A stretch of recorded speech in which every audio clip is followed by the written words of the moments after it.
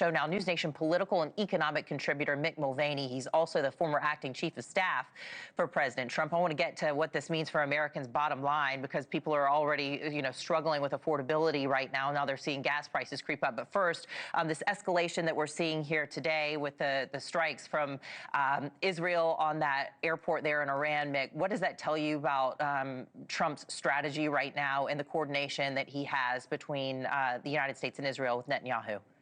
Yeah, listen, I don't know why folks don't take politicians at their word more often. I know we all say, oh, every politician lies, et cetera. You can't believe everything they say. And that's not true. If you listen to Donald Trump, I think he's telling you exactly what he's thinking, which is we are going to escalate. We are going to do more today than we did yesterday, and we'll do more tomorrow than we did today. And we are really going to insist on unconditional surrender. I don't think that's sort of a posturing type of messaging. I think that's actually just what he's thinking. So I think you're in this.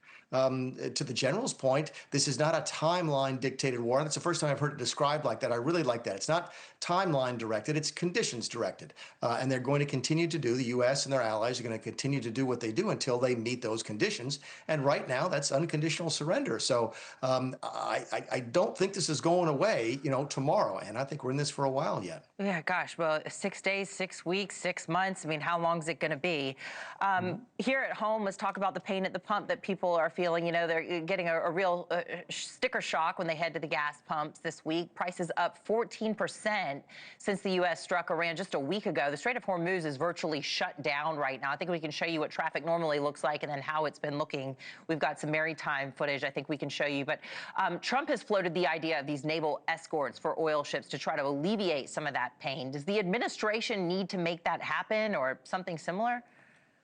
Look, the administration is going to try to do what any administration would do under the circumstances, which is everything they possibly can. I'm just not sure how effective it's going to be. There's no magic wand that any administration can wave to bring down gas prices. You can escort tankers, you can sell oil out of the Strategic Petroleum Reserve, you could lower regulation burdens and so forth. But look, if it was easy for a White House to lower gas prices, every single one of them would do it because they understand the correlation between the price at the pump and performance at the ballot box. And we're only about 6 months away from the midterm election. So look, I think the administration is doing the right things. It's doing everything it knows to do. I just don't think it's going to have that dramatic an impact on the price of oil. You talk about the price of gas up about 15% since the outbreak of the war. The oil futures, which sounds a lot more boring than it probably is, are up about 35%, which means we've not seen the end of these increases in gas prices. They're probably going to get worse, Anna, before it gets better. Wow. Thank you for watching. Subscribe below and download our NewsNation app right now on your phone, and you will get fact-based, unbiased